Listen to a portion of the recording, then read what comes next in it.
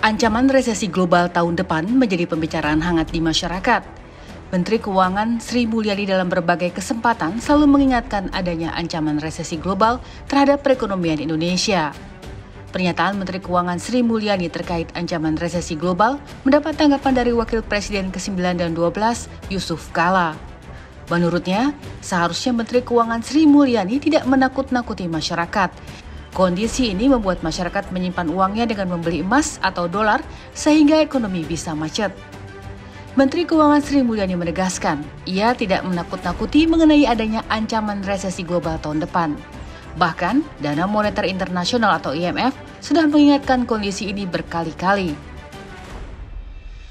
Tahun depan Indonesia juga diperkirakan masih bisa menjaga pertumbuhan ekonominya. Mungkin tekanan akan muncul bertubi-tubi karena seperti IMF menyampaikan bahwa tahun 2023 is gonna be dark.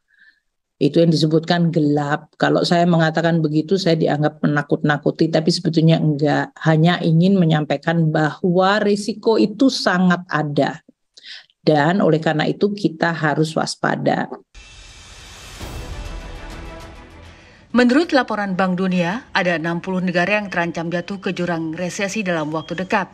2 negara sudah mengalami resesi terlebih dahulu adalah Sri Lanka dan Argentina. Ekonomi Indonesia selama Juli hingga September 2022 diperkirakan tumbuh di atas 5,5%. Sementara neraca perdagangan Indonesia pada Januari hingga September tahun ini mencatat surplus 39,87 miliar dolar Amerika, lebih tinggi dibandingkan tahun lalu. Lalu bagaimana kita menyikapi ancaman resesi global secara bijak?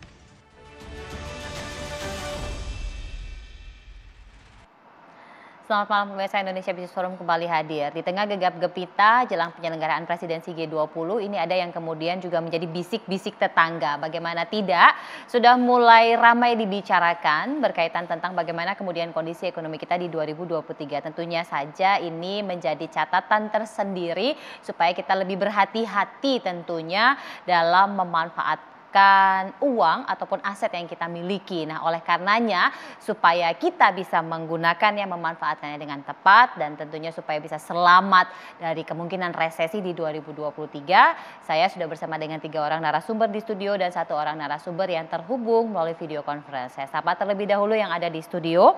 Sebelah kiri saya ada Pak Raden Pardede yang merupakan tim asistensi Menko Perekonomian. Pak Raden, apa kabar? Boleh dipakai mic-nya untuk bisa menyapa pemirsa, Pak Raden. Selamat malam.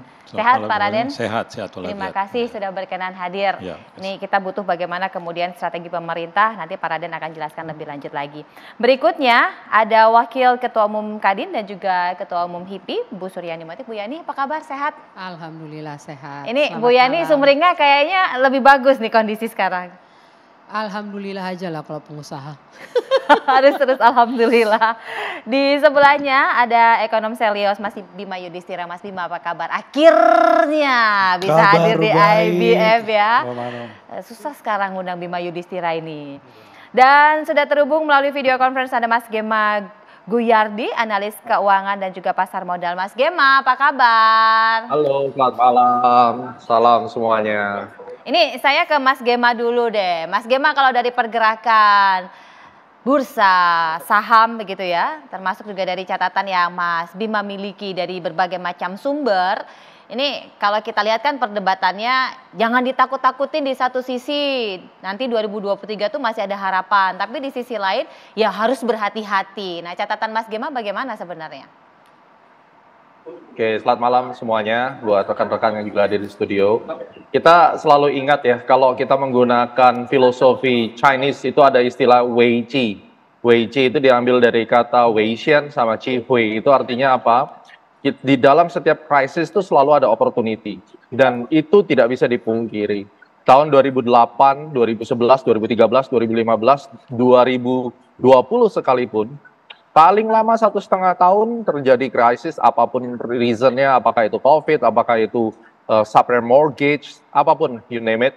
Endingnya adalah selalu ada terang, habis gelap terbitlah terang, kata Era Kartini seperti itu. Kalau kita lihat dari parameter pasar modal, semakin dalam market itu crash, maka semakin besar pula return yang akan kita terima. Makanya kalau kita bicara kembali lagi filosofi itu, Wei-Ji itu adalah di dalam setiap krisis selalu ada opportunity.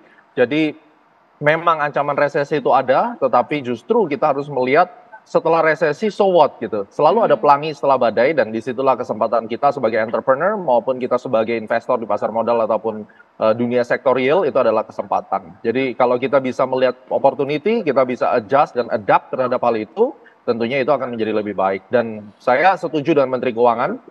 Kebetulan saya juga aktif sebagai penasihat senior di kantor staf presiden. Kita be aware dan kita ready gitu ya. Jadi kita tahu bahwa resiko itu mengancam. Kalau kita dari sisi pemerintah diam-diam saja tidak mengingatkan masyarakat dan tiba-tiba terjadi disaster, pemerintah juga salah gitu. Sehingga masyarakat memang harus mendapatkan edukasi atau awareness bahwa Indonesia memang kuat, tetapi ada ancaman dari negara-negara lain, dan itu bijak menurut saya. Seberapa besar sih sebenarnya ancaman itu supaya kita makin yakin begitu, Mas? Juga sebagai pemantik diskusi kita pada malam hari ini.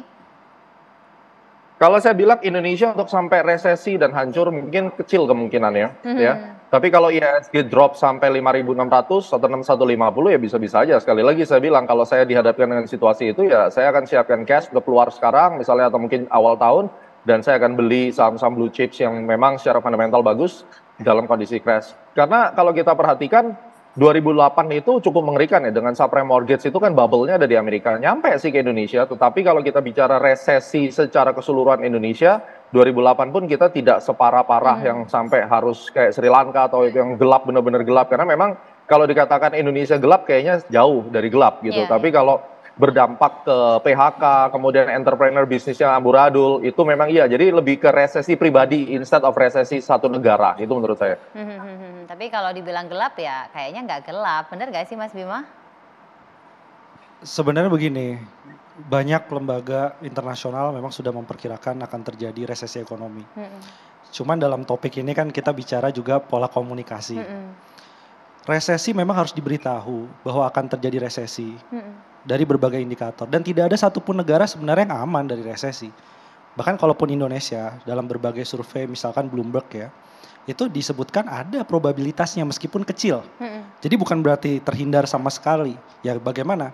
Perdagangan kita misalnya dengan Tiongkok, impornya kita bergantung 30%, ekspornya kita sekitar 20%. Ada zero covid policy, ada lockdown di sana, delay pengiriman barang, itu efeknya juga akan langsung terasa kepada dunia usaha. Tapi masalah soal komunikasi yang menjadi catatan adalah pada segmentasi siapa bicaranya. Kalau bicaranya kepada masyarakat yang misalkan menengah bawah, itu fine-fine saja untuk bilang bahwa hati-hati ya, akan ada resesi, lifestyle ataupun biaya hidup, gaya hidup tolong dijaga. Biaya ngopi kurangin. Ya termasuk pada kelas menengah di perkotaan. Tapi kalau kita melihat 20% orang terkaya yang ada di Indonesia dari sisi pengeluaran, itu menguasai sampai 40% lebih. Kemudian message-nya sama, pesannya sama, hati-hati ke depan ada resesi. Nah ini implikasinya nanti bisa memang membuat yang disebut paradox of thrift. Alias semuanya menjadi ngerem. Kalau semuanya menjadi ngerem, nanti implikasinya juga pada konsumsi rumah tangga, pertumbuhan ekonomi. Investor yang membaca, ini kok pada ngerem? Kalau gitu kita juga mempertimbangkan komitmen investasinya belum dijadikan realisasi investasi dalam jangka pendek. Nah disinilah, jadi bukan dalam artian untuk menjadi fear politik. Karena kalau dibiarkan menjadi fear politik, ini nanti kemana-mana. Satu, tahun depan ada tahun pemilu, sudah mulai pendaftaran calon dan lain-lain.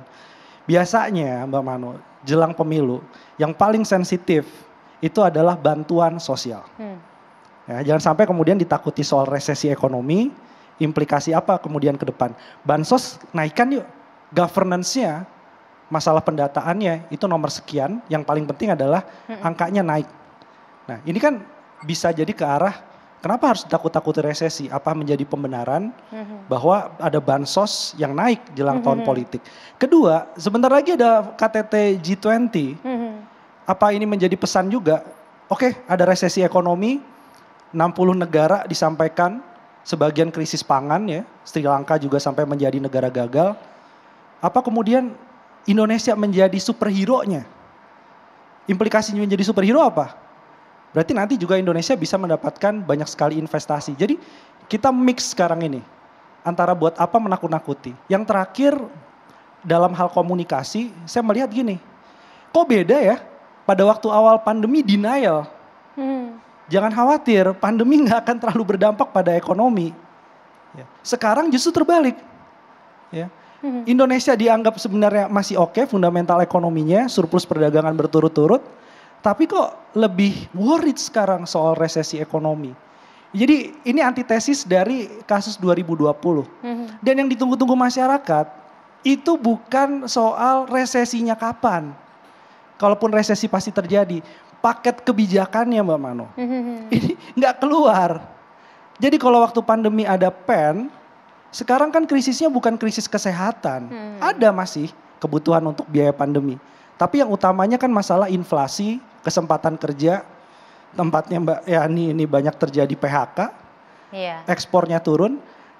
Kita tunggu-tunggu sebenarnya paket kebijakannya, apa ini sebagai antisipasi resesi, nggak keluar. Jadi yang keluar di publik adalah fear-nya, ketakutannya. Tapi satu paket yang solid, konsolidasi dari semua kebijakan ini yang belum terlihat.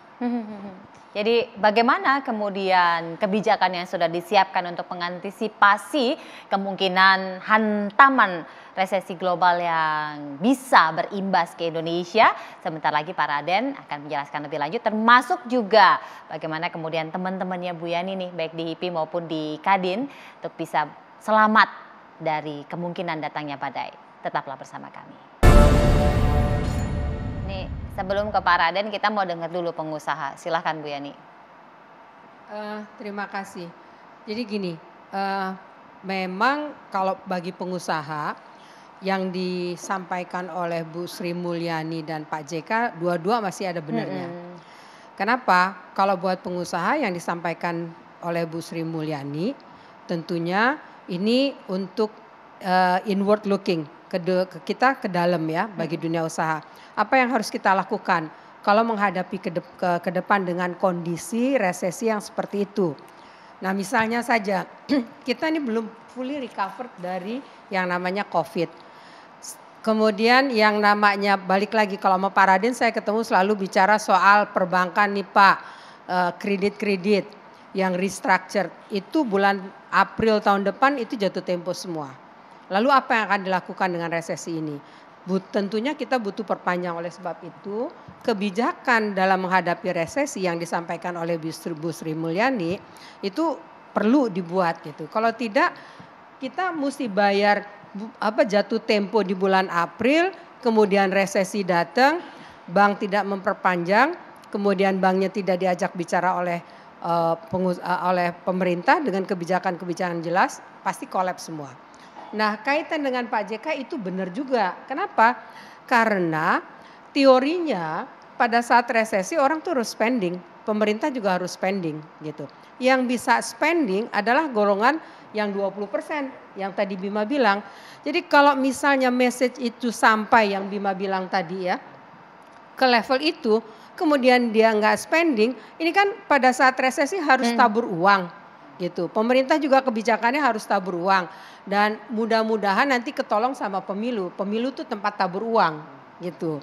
Nah, kalau pemilu tempat tabur uang paling enggak UKM bisa jalan. Jadi mungkin itu ya, usaha-usaha bisa jalan, perhotelan bisa jalan, tempat pertemuan, makan, kemudian cetakan kaos dan sebagainya. Mungkin kita bisa ketolong. Spending di pemilu tuh menurut saya cukup besar. Saya nggak tahu tuh pernah ada yang ngitung nggak jumlahnya berapa, apalagi pilpres semuanya bareng tuh ya. Nah itu sebenarnya bisa nolong dari resesi untuk belanja. Saya ngelihatnya salah satunya itu. Tapi kalau bagi dunia usaha, tetap saya melihat bahwa ini pemerintah tetap mesti turun tangan Pak. Yang pertama kebijakan-kebijakan, jangan mulai dari APBN, APBD-nya itu belanja modal itu jangan dikurangin gitu. Kan lebih banyak pada belanja rutin, belanja modal karena belanja modal ini yang punya multiplier effect. Kemudian restructuring perbankannya itu juga perlu diajak ngomong lah perbankannya gitu. Pemerintah mesti turun tangan karena memang kalau udah resesi kemudian kita jatuh tempo kita nggak bisa diperpanjang habis kita. Saya kira itu sementara. Modalnya habis gitu ya Bu ya. Baik, kita pasti pengen tahu kalau dari pemerintah kira-kira kebijakan apa sih yang sudah disiapkan untuk bisa mengantisipasi agar kekhawatiran-kekhawatiran ini paling tidak ada solusinya begitu Pak Raden, silahkan. Biar tenang masyarakat ini Pak Raden. Iya, seperti yang kita tahu semua bahwa sumber dari problemnya ini adalah inflasi. Di mana pada saat setelah COVID, ya, maka hampir seluruh negara menggelontorkan secara besar-besaran fiskalnya. Ya, mereka membantu masyarakat dan diberikan kepada tiap rumah tangga, bukan hanya di Indonesia, di banyak negara begitu, untuk membantu mereka karena mereka sama sekali tidak bekerja. Di samping itu suku bunganya turun. Maka memang ada tekanan inflasi akibat berlebih itu. Kemudian datang geopolitik yang kita tahu semua. Ya. Akibatnya double ini, baik dari sisi supply-nya maupun dari sisi demand-nya naik. Dan akhirnya terutama di Amerika dan di negara maju, inflasinya menjadi uncontrollable. Ini boleh dikatakan tertinggi dalam sejarah selama 40 tahun terakhir ini. Inflasi yang tertinggi ini, obatnya apa? Ya, obatnya adalah dia harus naikkan suku bunga dari sisi demand side-nya. Nah, itu yang berdampak ke kita semua, ya, berdampak kepada seluruh dunia, boleh dikatakan begitu. Tugas daripada pemerintah sekarang ini, terutama di negara barat maupun di kita, adalah satu adalah bagaimana supaya resesi yang di Amerika itu tidak akan sampai ke sini kalau dari sisi kita. Mereka adalah bagaimana supaya soft landing. Jadi kalau Pak Gema tadi katakan makin turun ke bawah, maka naiknya ke atas makin cepat. Itu sangat senang para pasar modal di situ. Kita tidak mau terjadi penurunan sangat drastis, karena itu akan sangat menyakitkan. Jadi yang akan kita lakukan oleh pemerintah dan umumnya semua negara adalah soft landing. Harus ditahan supaya tidak terjadi resesi. Cuman pada saat yang sama sekarang ini inflasi tinggi. Nah itu adalah kita sebutkan dengan stagflasi. Jadi obatnya itu memang mana yang duluan yang harus diobati, inflasinya kah atau resesinya atau tadi stagnasinya, growth-nya. Nah yang dipilih sekarang adalah inflasinya dulu deh kita tangani. Karena kalau kita tidak tangani inflasi itu menjadi sumber ketidakstabilan. Karena itu menjadi terus saja. Kalau inflasi tinggi, maka gaji harus tinggi. Tapi makin dinaikkan gaji setinggi mungkin, maka inflasi makin tinggi. Itu menjadi hyperinflation yang tidak terkontrol. Itu dulu, sekarang sudah sepakat hampir seluruh pejabat di dunia ini sekarang sepakat, oke, kita perangi dulu ini. Nah, kemudian baru nanti resesi yang ditangani. Apa yang dilakukan oleh negara maju itu tentu belum tentu cocok dengan kita. Masalah mereka itu lebih parah dari kita, tapi kita tidak bisa lepas. Karena kita adalah negara yang terbuka sekarang, ya. Contohnya, dengan mereka menaikkan suku bunga yang tinggi, maka US dollar menjadi menguat terhadap seluruh mata uang dunia. Ya, lihat saja bagaimana yen itu melemah 30%. Ya. Kemudian Swiss franc, even renminbi 12%. Ya, semua melemah. Kalau dari sisi currency, Indonesia itu relatif oke. Lihat 1 pound bisa $1, 1 pound bisa 1 euro sekarang ini. Memang itulah persoalan sekarang ini karena mereka menaikkan suku bunganya sangat agresif. Ya, ujungnya adalah seluruh sekarang central bank di dunia ini menaikkan suku bunga.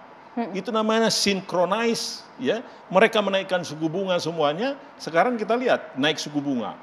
Memang akibatnya kita akan slow down. Tapi saya tidak melihat, seperti yang dikatakan oleh tadi itu, saya tidak melihat akan ada resesi di Indonesia. Resesi itu by definition adalah dia 2 kali berturut-turut mengalami negative growth. Bahwa potensi itu ada sekian persen, ada. Ya. Tetapi saya pikir, apa yang dikatakan Ibu Sri Mulyani ini, mudah-mudahan jangan diinterpretasikan terlampau macam-macam. Itu ya. Harapan kita adalah bahwa kita harus waspada benar. Waspada itu perlu, ya. Tapi di sisi lain, kalau kita lihat data-data kita sekarang, consumer confidence kita masih bagus, ya. Kemudian juga purchasing manager index juga bagus. Penjualan mobil juga bagus. Bahkan dipesan sekarang, tahun depan baru dapat itu loh. Atau 6 bulan kan itu loh.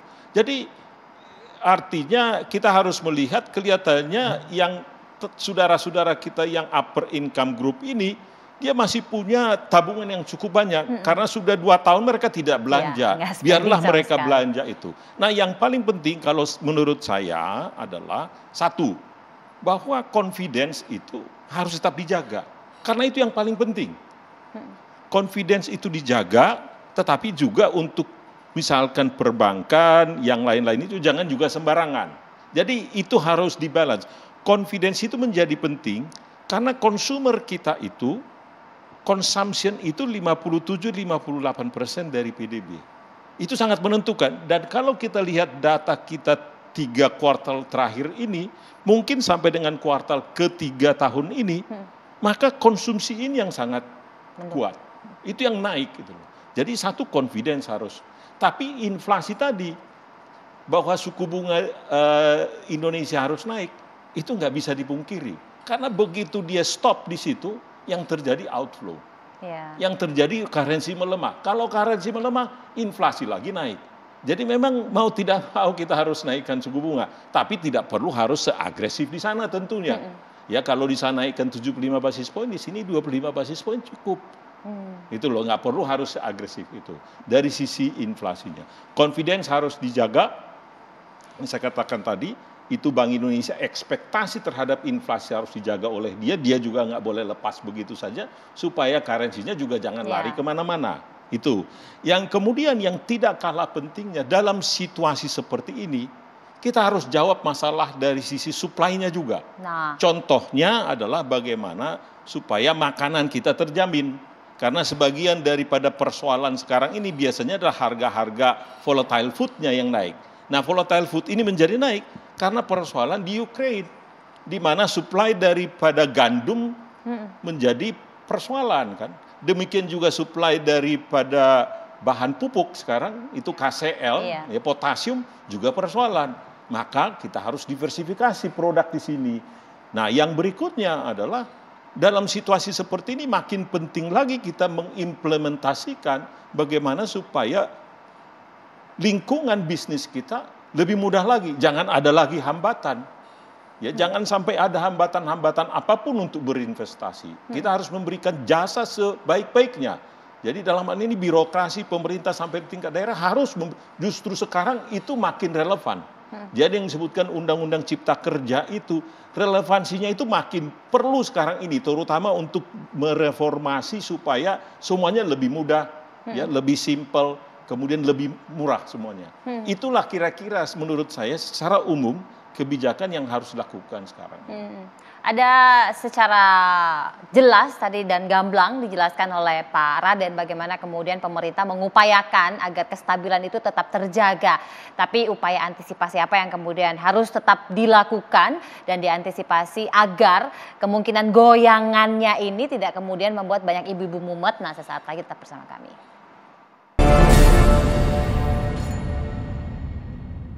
Kita ke Mas Bima dulu deh, Mas Bima tadi kan sudah jelaskan. Sambil nanti kita tanya pendapatnya Mas Kima dan juga Bu Yani. Ada optimisme sebenarnya? Kalau melihat optimisme... Harus optimis. Ya harus optimis ya, harus ya.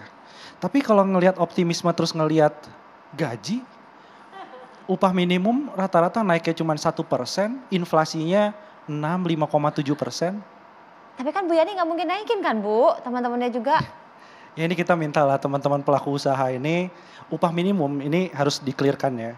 Kalau bicara soal upah secara keseluruhan, bos juga ikut naik misalnya, dia kan karyawan juga sebenarnya, manajer atas. Itu mungkin justru harus dihemat sekarang. Tadi yang juga sudah disebutkan oleh Pak Raden berkaitan mengenai. Kalau bisa gajinya nggak naik para direksi itu, tapi gaji untuk yang paling bawah. Karena bicara upah minimum, itu yang baru 1 tahun. Baru pertama, dan dia itu ada di batas bawah. Jadi upah minimum itu adalah konsep soal perlindungan sosial. Nah ini kan dari dulu perdebatan. Sampai akhirnya apa? Sampai akhirnya ada salah satu pemenang Nobel yang namanya David Card bilang, kalau bicara soal upah minimum, kemudian dinaikkan, ternyata nggak berpengaruh terhadap menurunnya kesempatan kerja atau membuat inflasi. Nah ini masih debatable ya. Bu Yani. Jadi gini ya, siapa sih orang yang nggak mau bayar gaji yang bagus gitu kan? Pasti orang mau. Tapi persoalannya ada dua, persoalan produktivitasnya, ya. Yang kedua persoalan kesehatan dari perusahaan itu sendiri. Nah itu juga kan jadi pertimbangan buat dunia usaha. Kalau dibilang, kalau di swasta ya, saya tahu persis di perusahaan perusahaan yang multinasional, di mana saya jadi komisaris, kemudian saya jadi direksi di perusahaan nasional gitu ya. Itu yang namanya gaji direktur utama direksi. Selama COVID ada penyesuaian, bukannya naik, kalau BUMN wallahu alam gitu. Tapi kalau di swasta turun, kenapa? Karena dihitung misalnya yang multinasional nih, mereka sebelum COVID kan tinggal di Indonesia penuh, sekarang kan mereka nggak perlu. Nah gajinya disesuaikan dengan jam kerjanya, produktivitasnya berarti. Saya kebetulan di bagian remunerasi, komite remunerasi, jadi saya tahu persis itu. Memang sih jujur aja, gaji direksi dengan yang di bawah tuh gapnya tinggi. Gapnya terlalu besar. Ada yang dari direksi tuh Pak yang miliaran, kemudian sampai 400-an juta, yang di bawah kan cuma berapa gitu. Nah itu di multinasional. Memang gap perlu gitu. Tapi kalau naik ya enggak, turun. Mereka menyesuaikan karena penjualannya tidak ada.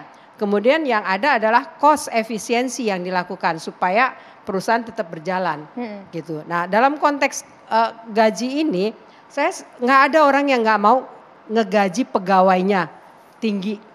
Tapi produktivitas, oleh sebab itu yang namanya keterampilan perlu ditingkatkan. Nah bagi dunia usaha hari ini bertahan hidup aja udah alhamdulillah. Nah untuk menutupi masalah social safety net itu, nah kita lagi-lagi balik. Pengusaha at the maksimum yang kita bisa lakukan, tetap pemerintah juga akan tanggung jawab. Kesejahteraan bukan tanggung jawab pengusaha aja dong. Tanggung jawab pemerintah juga ada di dalamnya. Nah itu mesti ada. Yang penting bayar pajak. Oh yang penting kalau pajak kita lebih bayar pajak lah Pak. Kalau enggak, pajak galak loh Pak sekarang. Telat aja dulu, nih peraturan pajak yang baru. Dulu kita akumulasi sampai akhir tahun kan pajak. Kita kurang bayar atau kita kelebihan di akhir tahun baru dikalkulasi. Sekarang lewat dari waktunya aja kena denda kita bayar pajak. Jadi nggak mungkin pajak kalau memang pajaknya kerja. Itu nggak mungkin kita menghindar pajak sekarang di Indonesia. Udah kayak di Amerika Pak. Kecuali ada kong kali kong di kalangan atas gitu. Tapi kalau yang menengah saya kira agak berat untuk kong kali kong sama pajak. Kalau yang di atas bisik-bisik tetangga saya nggak tahu deh itu. Tapi ada penyesuaian juga Pak untuk nanti restrukturisasi dan lain-lain, nanti ada upaya penyelamatan. Saya pikir jelas tadi apa yang dikatakan Mas Bima itu, bahwa gaji untuk tahun 2023 pasti akan naik, tidak seperti yang tahun lalu. Jadi memang itu yang akan ada karena inflasi tahun ini kan memang akan disesuaikan dengan itu sudah pasti. Yang kedua tadi kaitannya dengan apa yang dikatakan Mbak Anita mengenai apakah tahun depan ini OJK akan berhenti dengan itu. Saya pikir ini adalah bukan satu kebijakan yang artinya yang menjadi harus seperti itu. Akan lihat situasi, ya mereka juga saya pikir akan berpikir keras di situ. Tapi kalau sudah dia sembuh sebagian, mungkin nggak perlu harus across the board ya, hanya akan pada spesifik sektor-sektor tertentu, ya kan? Karena kalau dikasih kesempatan ke semuanya, biasanya ada moral hazard juga. Jadi saya pikir OJK di situ akan melihat sektor-sektor mana yang benar-benar memang perlu ditolong, dia akan ditolong. Tadi seperti sektor tekstil, mungkin dulu misalkan seperti katakan HoReCa, sektor hotel, restoran, kan itu agak lambat. Mungkin juga itu diberikan. Jadi kita harapkan OJK nanti akan memilah-milah itu. Jadi tidak akan one size fit all policy. Jadi nggak satu policy untuk semuanya. Jadi saya pikir apa yang juga disebutkan tadi bahwa kita perlu waspada dikatakan. Terus apa resep polisinya ke depan? itu apa yang saya katakan tadi, monetary policy-nya lagi seperti ini. Kemudian tadi saya katakan juga bagaimana fiscal policy sekarang kan trennya karena berdasarkan undang-undang di tahun 2020, budget defisit akan kembali ke bawah 3% ini. Ya tapi kalau terjadi sesuatu tahun depan, ya kita akan minta lagi ini. Kan ini kan karena berdasarkan undang-undang, kita nggak bisa lepas dari situ. Jadi kita bisa saja, kita sepakat misalkan keadaannya menjadi berat, bahwa kita budget defisit kita harus naik, ya kita harus datang ke DPR. Itu kan harus didiskusikan. Namun memang kali ini akan lebih sulit. Karena dulu pada saat kita mencari utangan, itu masih murah. Ya, sekarang mencari utangan, itu menjadi mahal. Jadi kita harus putar otak juga, apalagi yang harus dilakukan. Nah itu dia, jadi tidak ada saya pikir kebijakan yang menjadi, katakan menjadi sangat rigid. Nah dalam situasi seperti ini, mengantisipasi ketidakpastian ini, kita harus fleksibel, kita harus bisa di-adjust. Dan persoalan itu bahwa itu harus diselesaikan secara politik ke DPR, ya kita harus diskusikan secara terbuka persoalan itu. Nah ini berkaitan soal masalah fiskal, sebenarnya ada beberapa jalan keluar. Satu, kalau mau menggunakan politik of fear soal resesi, bisa bilang kepada kreditur, khususnya adalah kreditur multinasional, multilateral. Kenapa? MDBs itu ya, IMF, World Bank, itu harus dikasih tahu agar Indonesia, termasuk juga Tiongkok atau China, dalam kerangka Belt Road Initiative, jalur sutra baru, harus dikasih tahu. Indonesia juga negara yang rentan terkait dengan masalah resesi, pasti terdampak. Jadi apa?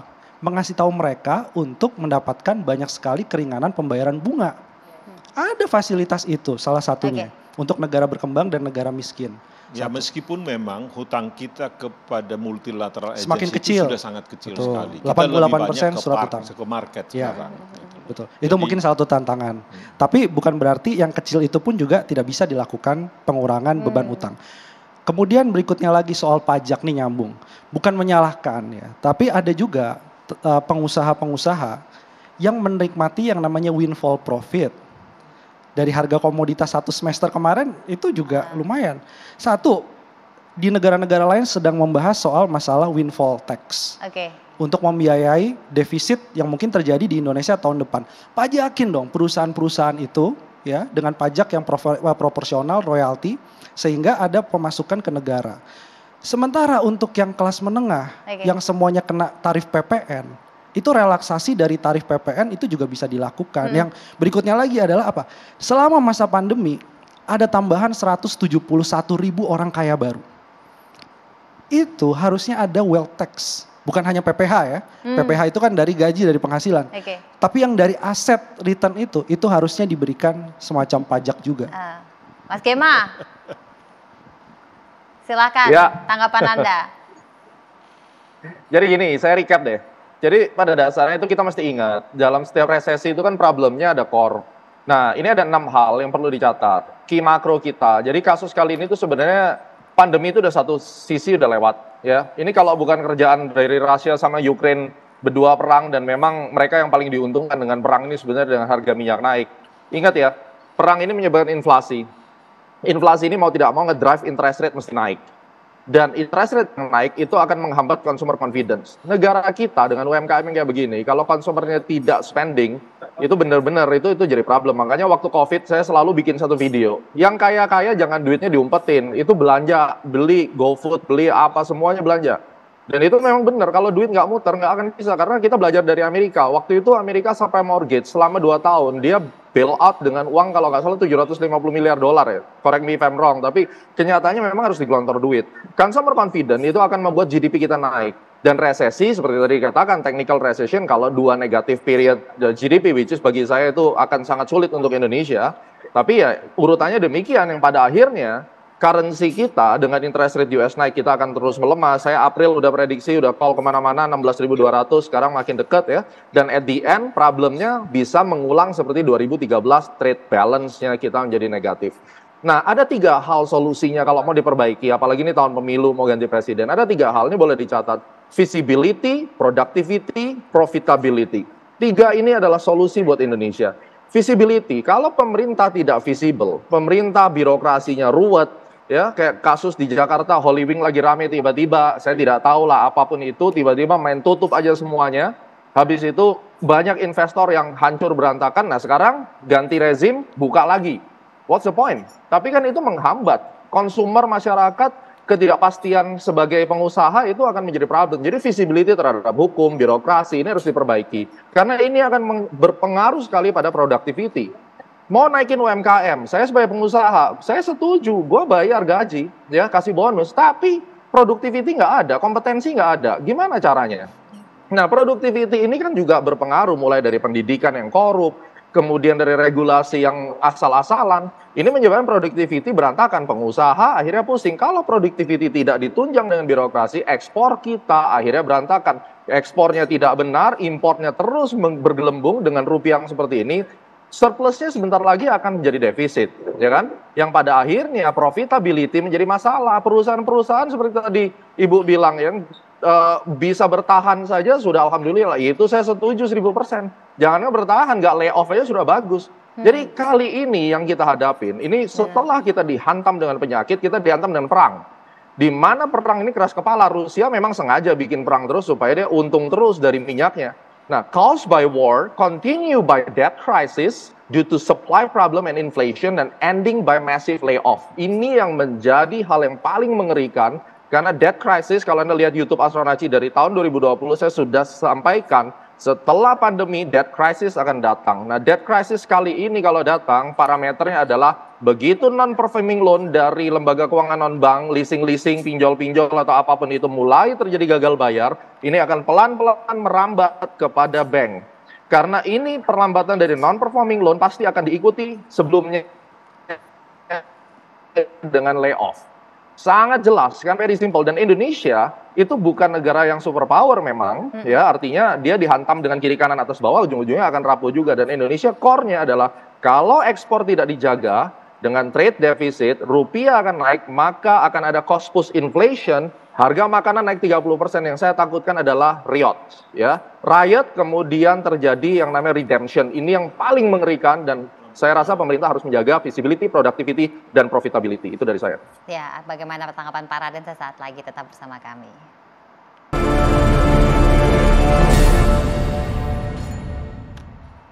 Kita lanjutkan setelah di segmen terakhir, silakan Pak Raden duluan.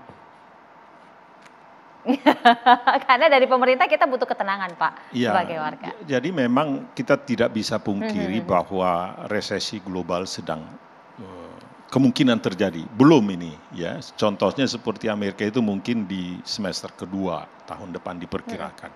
Di Jerman, di Italia sudah terjadi resesi. Di beberapa negara sedang melemah.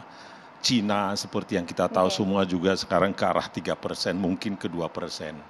Jepang juga begitu. Jadi memang sekarang ini kalau kita lihat daripada proyeksi yang dibuat oleh IMF, World Bank, OECD, ADB, semuanya menunjukkan bahwa akan ada penurunan. Kemungkinan resesi dunia diperkirakan terjadi tahun depan.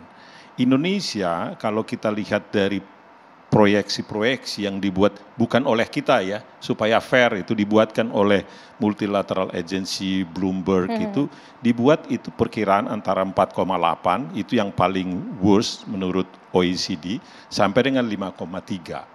Oke lah, worst case scenario pengalaman kita pada saat global financial crisis di 4,6%. Jadi mungkin kita tidak akan ke sana. Kenapa begitu? Karena memang domestic demand, ekonomi kita domestik ini masih lebih dominan daripada ekspor. Ekspor per PDB kita itu hanya 25-30%. Jadi kalau domestik ekonomi kita ini masih bergerak, itu 70%. Oleh karena itu, seperti tadi dikatakan, kita harus confidence. Domestic demand harus tetap tambah, harus tetap. Jadi yang tadi sebutkan, orang-orang yang punya uang ya belanjalah. Ya jangan takut untuk belanja. Dan belanjanya di dalam negeri itu harus ditekankan. Belanja dalam negeri Karena biasanya liburan keluar negeri. Gak mungkin dia keluar negeri sekarang itu menjadi mahal kan kalau di luar negeri. Jadi belanjalah barang-barang dalam negeri juga. Saya pikir itu. Nah pemerintah secara umum dia akan melakukan fleksibilitas. Kalau dilihat tahun depan dia harus melakukan relaksasi semuanya, budget defisit, ya itu bisa dibicarakan. Tapi kalau dilihat sekarang masih cukup bagus, jangan buru-buru terlampau dilakukan berlebihan juga nggak bagus. Jadi itu harus pas. Jamunya itu, resepnya itu harus pas. Gitu. Kalau berlebihan jadi susah. Oke, Bu Yani silakan. Ya, saya suka nih kalau Pak Raden ngomong begini nih. Gitu. Ini berarti ada tanda-tanda baik gitu ya buat dunia usaha. Tapi tolong nanti jangan kasih kasih sweetener aja gitu, kayak kasih gula-gula. Pada waktunya pemerintah lupa, terlambat gitu. Tidak melakukan itu. Tapi memang betul bahwa bagi dunia usaha yang paling penting adalah kalau tadi udah dijelaskan kita tumbuhnya nih kebanyakan dari belanja di dalam negeri. Buat dunia usaha mayoritas kita juga kan ekspornya kecil. Kita juga mengandalkan pasar dalam negeri. Dan oleh sebab itu pertama supply-nya kan mesti dijaga gitu. Pertama demand-nya dulu. Yeah. Kalau demand-nya dijaga pasti supply akan dengan sendirinya. Nah, bagaimana menjaga itu? APBD, APBN tolong juga dijaga supaya belanjanya ke belanja modal gitu loh. Jangan hanya fokus kepada rutin gitu. Kemudian yang kedua, pengusahanya juga tetap belanja, dan yang ketiga adalah pada saatnya nanti tahun depan sebelum April atau di awal Februari itu mulai dibidik dah, dilihat. Usaha-usaha tertentu saya kira perlu relaksasi, kreditnya perlu diperbaiki, dan kalau perlu pajak juga gitu di UKM-nya, karena untuk menaikkan daya beli itu dikurangi. Kan pajak ini sekarang naik terus gitu. Pajak yang ekspornya yang memang bagus tadi yang Bima jadi mesti ada perimbangan antara kiri dan kanan. Silakan. Jadi dalam setiap kali fase krisis, bukan hanya resesi, seperti tahun 98 gitu ya, 2008, selalu kuncinya adalah UMKM.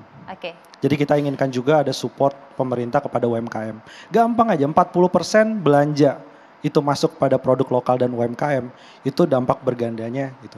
Jangan sampai nih sekarang APBN sedang surplus, masih ada dana mungkin 1.200 triliun mau dihabiskan sampai akhir tahun, tapi nanti kualitas belanja spendingnya itu yang menjadi permasalahan. Jadi sense of crisis kepada kepala daerah itu yang harusnya Bu Sri Mulyani dan Pak Jokowi tekankan ke sana. Biar belanja serapannya berkualitas dan cepat.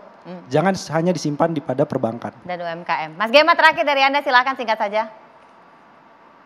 Ya, saya melihat kalau misalnya masyarakat di dalam menghadapi situasi seperti ini, kita jangan menyalahkan pemerintah untuk mengingatkan, bukan menakut-nakuti. Tapi saya setuju bahwa Bu Sri Mulyani sudah memberikan awareness, itu yang pertama. Yang kedua, kenapa kita bicara resesi ini penting untuk diperhatikan, jangan hidup hedon. Spending boleh, tapi hedonisme, Anda tidak berpikir tentang masa depan, ketika layoff terjadi dan Anda tidak punya simpanan, ini akan menjadi masalah. Mulai kita berpikir multiple stream of income, tidak mengandalkan satu pekerjaan karena kita sudah belajar dari COVID yang lalu. Semakin kita bisa berpikir bagaimana kita bisa meningkatkan productivity, maka diharapkan apapun badainya, percaya pasti ada sektor-sektor di Indonesia ini yang justru diuntungkan. Pada akhirnya semua orang akan mendapatkan benefit dan kita bisa melalui ini semua. Ingat, habis gelap terbitlah terang. Dan kita akan menyambut Indonesia yang makin luar biasa di tahun 2025. Baik, terima kasih Mas Gema Guyardi, analis keuangan dan pasar modal, Bu Suryani Motik, Wakil Ketua Umum Kadin dan juga Ketua Umum HIPMI, kemudian Pak Raden Pardede, Tim Asistensi Menko Perekonomian, dan juga Mas Bima Yudhistira, Ekonom dan juga Direktur Eksekutif dari Selios. Terima kasih sudah bergabung bersama kami, mudah-mudahan saja kebijakan terbaik. Tadi kalau saya boleh pinjam apa yang disampaikan Pak Raden, jamunya pas, sehingga 2023 nanti bisa kita jelang dengan penuh optimisme dan kegembiraan serta suasana yang lebih cerah, perekonomian yang lebih baik. Saya Brigita Manar pamit, selamat malam, sampai jumpa.